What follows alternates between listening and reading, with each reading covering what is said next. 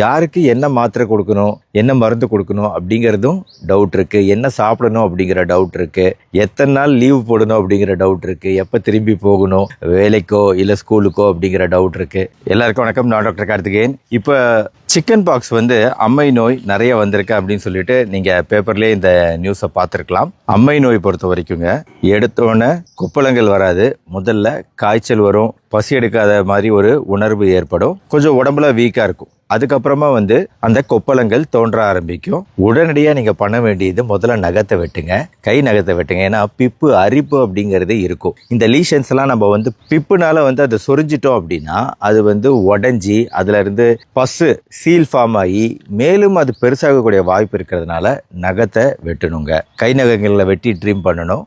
மேலும் எப்படி நம்மளை டேக் கேர் பண்ணிக்கலாம் அப்படிங்கிற பல தகவல்களை இந்த வீடியோவில் நான் சொல்ல போகிறேங்க. ஏன்னா அம்மை நோய் ரொம்ப வேகமாக பலருக்கும் பரவிக்கிட்டு இருக்கு. பல டவுட் இருக்கு இல்லையா? அதனால அதை குறித்து இன்னைக்கு நான் பேச போகிறேங்க. சிக்கன் பாக்ஸ் முதல்ல வருவது ஒரு வைரஸால் வருகிறது. இந்த வைரஸ் எப்படி பரவுது அப்படின்னா, நம்ம தும்மும் போதும் இருமும் போதும் அந்த காற்றின் மூலமாகவும் பரவும். அதே சமயம் இப்போ நான் காமிச்ச பார்த்தீங்களா, அவங்க பேப்பரை தொட்டிருக்காங்க அப்படின்னா அந்த பேப்பரை வாங்கி நீங்கள் தொட்டிங்கன்னா இப்படி பேப்பரை தொடுவதன் மூலமாகவும் நம்மளுக்கு இந்த அம்மை நோய் பரவும். அதாவது அவங்க தொட்ட பொருட்களை நீங்கள் தொட்டிங்கன்னா அம்மை நோய் பரவும். பென்சில், பேனா எதுவாக இருந்தாலும் சரி.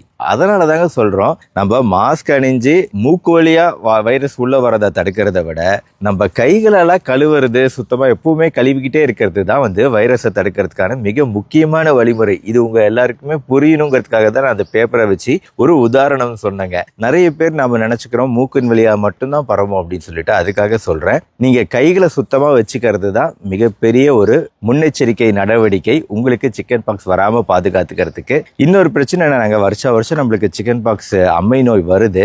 பல நோய்களுக்கு நம்மளுக்கு தடுப்பூசி இருக்கு, அதே மாதிரி இதுக்கும் தடுப்பூசி இருக்கு. ஆனால் மற்ற நோய்களுக்கு உண்டான தடுப்பூசி இலவசமாக கவர்மெண்ட் சிஸ்டம்லேயே கொடுக்கறதுனால இன்னைக்கு கக்குவா, இருமல், டிப்தீரியா, டெட்டனஸ் போன்ற பல கொடுமையான நோய்களை நம்மளால குறைக்க முடிஞ்சாலும் சிக்கன் பாக்ஸ் கவர்மெண்ட் சிஸ்டம்ல வரல, பிரைவேட்ல கொடுக்கக்கூடிய தடுப்பூசி அப்படிங்கிறதுனாலேயே இது பெரிய லெவலில் மக்களை போய் சேரல, குழந்தைகளை போய் சேரல. இதனாலே இது அடிக்கடி வந்துகிட்டே இருக்கு. மேலும் தடுப்பூசி போட்டவங்களுக்கும் வருது, அது ஒரு பெரிய பிரச்சனையா இருக்கு. அதனால இந்த வைரஸ் நார்மலான வைரஸ் தான், ஒன்றும் பெரிய பிரச்சனையை ஏற்படுத்தாது பெரும்பாலான மக்களுக்கு. ஆனால் ஒருத்தருக்கு வைரஸ் வந்துச்சுன்னா இன்னொருத்தருக்கு வைரஸ் வர்றது அப்படிங்கிறத தடுக்கிறது ரொம்ப கஷ்டம். ஏன்னா 90% 100% ஒருத்தர்கிட்ட இருந்து இன்னொருத்தர்கிட்ட பரவும். ஆனால் இது பரவக்கூடிய காலம்ங்கிறது அந்த கொப்பளம் வரத்துக்கு 1-2 நாள் முன்னாடி, புரோட்ரோமல் பீரியட் சொல்லக்கூடிய கொப்பளங்கள் தோன்றுவதற்கு 2 நாட்கள் முன்னாடி பரவுறதுனால நம்மளுக்கு ஃபீவர் இருந்தாலும் அது மைல்டா இருக்கிறதுனால தெரியாது. அந்த சமயத்திலே டக்குன்னு இன்னொருத்தருக்கு பரவிடுது. அதான் அம்மை நோய் பொறுத்த வரைக்கும் பெரிய பிரச்சனை.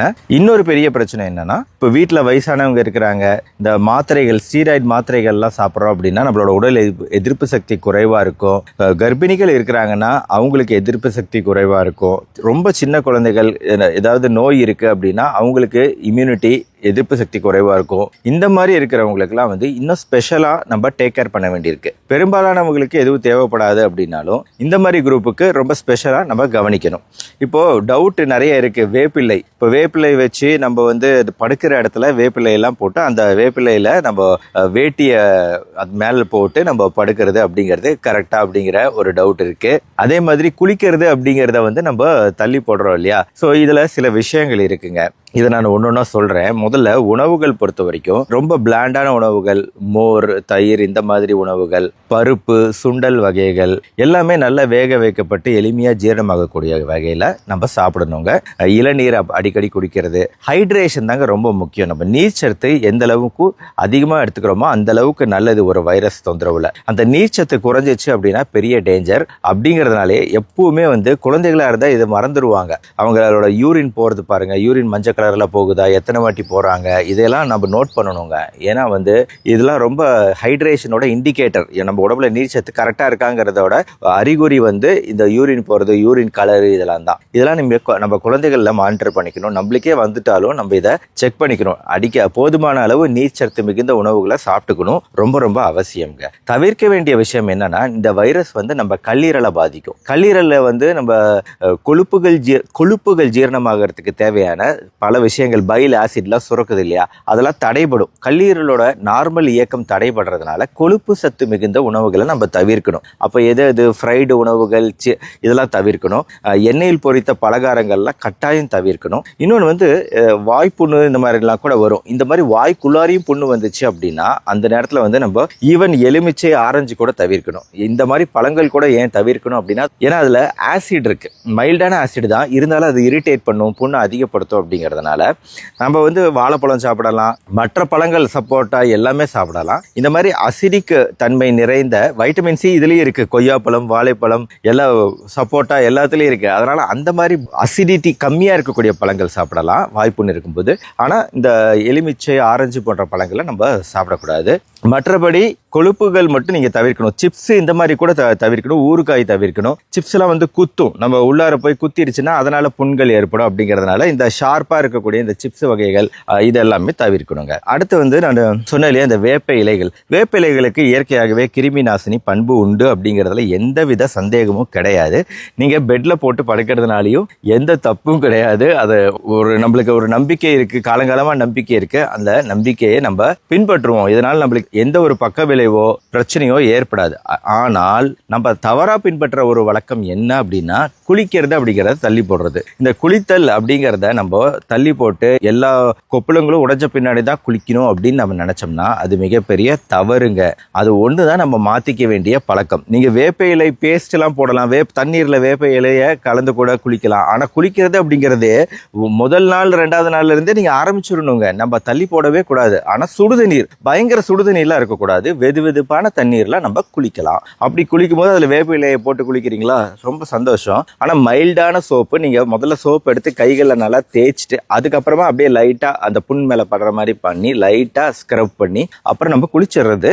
தினசரி ஒரு வாட்டி குளிக்கிறது அப்படிங்கிறத மட்டும் ஃபாலோ பண்ணுங்க. அது வந்து செகண்டரி பாக்டீரியல் இன்ஃபெக்ஷன் அப்படின்னு சொல்லிட்டு, முதல் தொற்று 2வது தொற்று இன்னொரு கிருமி வந்து அந்த புண்ணை பெருசாக்க விடாமல் அந்த புண்ணை க்ளீனாக வச்சுக்கும். எப்படி இருந்தாலும் அது வந்து காஞ்சி தானாக போகிற விஷயம். அதை வந்து அதிகப்படுத்தும் வகையில் நம்ம அதை அப்படியே அழுக்க விட்டுட்டோம், குளிக்காமல் விட்டுட்டோம் அப்படின்னா அந்த புண்கள்லாம் பெருசாயிடும். அப்படிங்கிறதுனால தான் இந்த முன்னெச்சரிக்கை நடவடிக்கை நான் சொல்கிறேன்.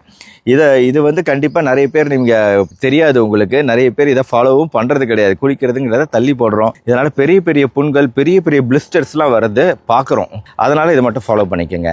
மற்றபடி குழந்தைகள் இருக்கிறாங்க அப்படின்னா, இப்போ தடுப்பூசியெல்லாம் வந்து உங்களுக்கு வந்து ஈவன் இந்த சிக்கன் பாக்ஸே வந்துட்டாலும் கூட, வீட்டில் வேற ஒருத்தருக்கு வந்துட்டாலும் இல்லை இவங்களுக்கு வர மாதிரி இருந்தாலும் அந்த நேரத்தில் தடுப்பூசி போஸ்ட் எக்ஸ்போஷர் ப்ரொஃபைலாக்சின்னு சொல்லுவோம். நீங்கள் அந்த வைரஸ்க்கு வரக்கூடிய வாய்ப்பு இருந்தாலும் அந்த நேரத்தில் தடுப்பூசி போட்டாலும் அந்த நோய் வரது, அம்பை வரதை நம்மளால தடுக்க முடியும். அப்படிங்கிறது ஒரு விஷயங்க.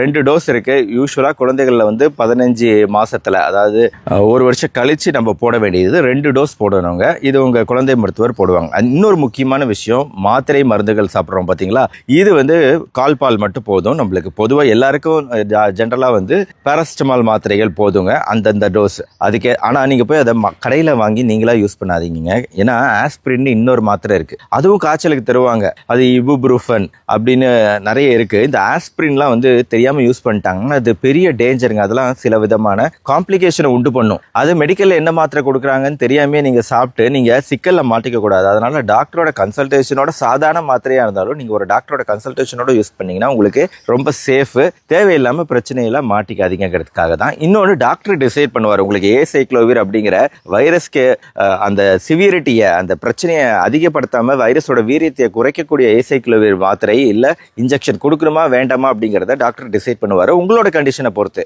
இந்த 2 விஷயங்களுக்காக தான் டாக்டர் செக்கப்புங்கிறது ரொம்ப அவசியம் இந்த நேரத்தில் அம்பை நோய் வரும்போது. அதே மாதிரி இது வந்து முழுசாக அந்த தலையிலேருந்து வந்து உடம்புக்கு வந்து கை காலெல்லாம் வந்து காயறதுக்கு 7லேருந்து 10 நாள் ஆகும். நம்ம வந்து அந்த 1.5 வாரம் நம்ம ரெஸ்ட் எடுத்து தாங்க ஆகணும். 1.5 வாரம் கழித்து நீங்கள் மறுபடியும் வேலைக்கோ ஸ்கூலுக்கோ வர்றது தான் கரெக்டாக இருக்கும். ஏன்னா நீங்கள் வந்து ஸ்கூலுக்கோ வேலைக்கோ நல்லா இருக்குது அப்படின்னு வந்துட்டிங்கன்னா அது மற்றவங்களுக்கு நோய் பரவக்கூடிய வாய்ப்பை உருவாக்குறீங்கிறத புரிஞ்சுக்கிட்டு, நீங்கள் ஒன்ஸ் அந்த சிம்டம் தோன்றுறது அப்படின்னா, நம்மளுக்கு வந்து அந்த அறிகுறிகள், காய்ச்சல் இதெல்லாம் வருது அப்படின்னா உடனடியாக வந்து நீங்கள் பண்ண வேண்டியது, நீங்கள் லீவ் எடுத்துக்கிட்டு இங்கே உங்களை தனிமைப்படுத்திக்கிறது ரொம்ப அவசியம்ங்க. அதே சமயம் சிக்கன் பாக்ஸ் பொறுத்த வரைக்கும் ஒரு பிரச்சனையும் ஏற்படுத்தாமல் போயிடும் அப்படின்னு சொல்ல முடியாது. ஒரு குறிப்பிட்ட சதவிகிதனருக்கு சில சமயம் பிரச்சனையை உண்டு பண்ணலாம். அதிகமான காய்ச்சல், கன்ஃபியூஷன், தலைவலி, வலிப்பு, நடக்கிறதுக்கு கூட சிரமமாக இருக்குது, வாய் திக்குது, பேச முடியல, குழந்தைய வந்து எந்திரிக்கிறதுக்கே சிரமப்பட்டு தூங்கிக்கிட்டே இருக்கிற மாதிரி இருக்குது, கழுத்து இறுக்கம், இதெல்லாம் ரொம்ப டேஞ்சர் சைன்ஸுங்க.